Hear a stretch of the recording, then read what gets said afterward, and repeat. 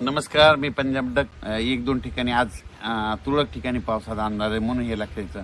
पण राज्यातल्या सर्व शेतकऱ्याला सांगू इच्छितो की ज्यांचा कोणाचा गहू असेल, हरभरा असेल, कांदे असेल, तंबाखू असेल, तर तुम्ही काय करा, 30 तारखेच्या आत तुम्ही तुमचं काढून झाकून घ्या. कारण की मागं जसा 17, 18, 19, 20चा पाऊस आला तसाच परत एकदा पाऊस येणार आहे म्हणून हा अंदाज खास करून महाराष्ट्रातल्या सर्व शेतकऱ्यांना लक्षात येतं.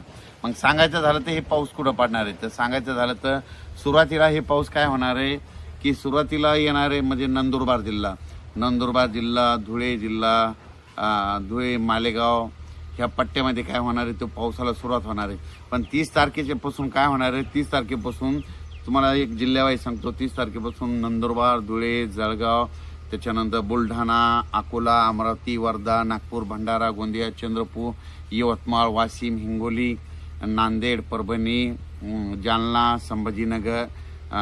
संभाजीनगर, बीड जिल्हा, लातूर जिल्हा, धाराशिव जिल्हा, अहिल्यानगर, त्याच्यानंतर कोकणपट्टीकडे देखील म्हणजे साताऱ्यापासून, कुडाळपासून ते डायरेक्ट मुंबईपर्यंत म्हणजे ह्या पट्ट्यामध्ये देखील कोकणपट्टी, पुणे असा करत मुंबईला देखील पडणार. म्हणजे ह्या 3 दिवसात काय होणार आहे, दररोज एक दिवस मात्र प्रत्येक ठिकाणी थोडा पाऊस येईल, काही ठिकाणी सोडून देखील देईल म्हणून हे अंदाज लक्षात येतात. आणि या पावसामध्ये सगळ्यात महत्त्वाचं सांगायचं झालं मध्ये याच्यामध्ये एक तर वारं देखील असणार आहे. जिथं पाऊस नाही पडला तिथं नुसतं वारं सुटलं आणि जिथं काही ठिकाणी गारपीट देखील होणार आहे. त्याच्यानंतर काही ठिकाणी हवामान म्हणजे नुसतं आभाळ देखील येईल आणि काही ठिकाणी पेंडोलचा पाऊस पडेल म्हणून हा अंदाज सर्व शेतकऱ्यांनी लक्षात द्यायचा. वीट उत्पादकांना सांगू इच्छितो की तुम्ही काय करा, 29 तारखेला तुमच्या विटा कच्च्या असतील तर झाकून घ्या. कारण की 30 पासून म्हणजे पाऊस येणार म्हणून हे लक्षात येतं. त्याच्यानंतर कर्नाटकच्या शेतकऱ्याला सांगू इच्छितो की कर्नाटकमध्ये धारवाड जिल्हा झालो, तिकोटी झाला, निपाणी, त्या परिसरातल्या कोल्हापूरच्या ऊस शेतकऱ्याला सांगू इच्छितो की तुम्ही काय करा, तुमचा कोणता गहू, हरभरा असेल तर काय करा, 30 पर्यंत काढून घ्या. तुमच्याकडे मात्र चांगल्या स्वरूपाची गारपीट होणार आहे. काही ठिकाणी गारपीट देखील होणार आहे. साताऱ्याकडे देखील गारपीट होणार आहे म्हणून आंबा उत्पादक शेतकऱ्यांनी हा देखील अंदाज लक्षात द्यायचा. त्याच्यानंतर म्हणजे सांगायचं झालं तर हा पाऊस सांगायचं झालं तर म्हणजे 29, 31, 1, 2 च्या दरम्यान दररोज वेगवेगळ्या भागात जाणार आहे म्हणून हा अंदाज लक्षात घ्यायचा.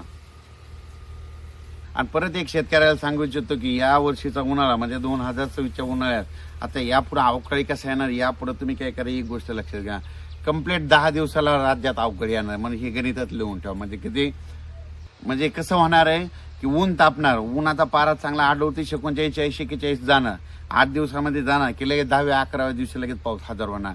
मग सांगायचं झालं तर कसं सांगतो तुम्हाला सांगतो, 17, 18, 19, 20ला पाऊस पडला, तिथून मग कोणती तारीख येईल ही 10 दिवस, 29, 30, 31, पण तिथून 10 दिवस कोणते, तर त्याच्यानंतर 29, 31च्या नंतर ते 10 दिवस 9, 10, 11च्या दरम्यान, पुन्हा तिथून 10, 18, 19, 20. म्हणजे प्रत्येक काय करायला एक गोष्ट लक्षात घ्या, यावर्षी अवकाळी पावसाचं सावट 10 दिवसालाच आहे म्हणून हे देखील सर्व शेतकऱ्यांनी लक्षात यायचं.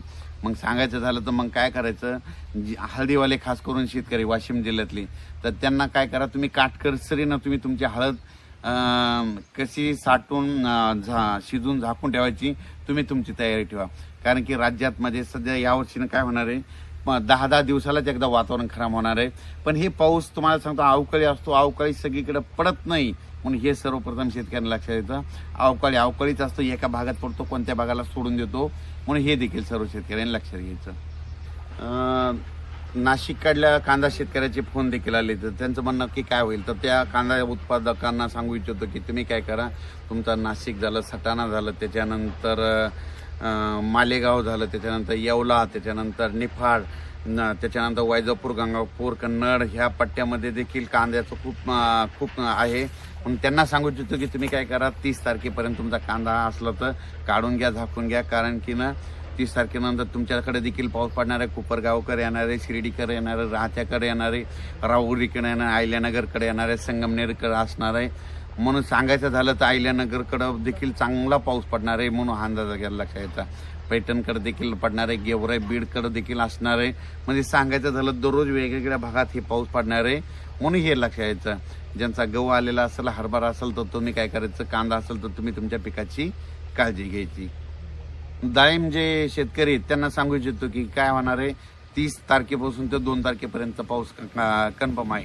म्हणून तुम्ही काय करायचं, त्या पाऊस पडल्याच्या नंतर तुमच्या डाळिंबाला काय होतं म्हणून तुम्ही त्याचे पूर्व लसीबंद, म्हणजे आपण लस कशी देतो तसं की तुम्ही तुमचं प्री औषध मारू शकतात. म्हणून तुम्हाला ते तुम्ही त्याच्यामध्ये हुशार आहेत म्हणून त्याची तुम्ही तयारी ठेवा. कारण की 30 ते 2 तारखेच्या दरम्यान एक दिवस तरी पाऊस अवकाळी येऊन जाणार आहे. म्हणून हे लक्षात घ्यायचं. हा पाऊस राज्यात सगळीकडे नाही पडणार, फक्त काही भागात पडणार, काही भागांना सोडून देणार. म्हणून हे देखील लक्षात घ्यायचं. धन्यवाद.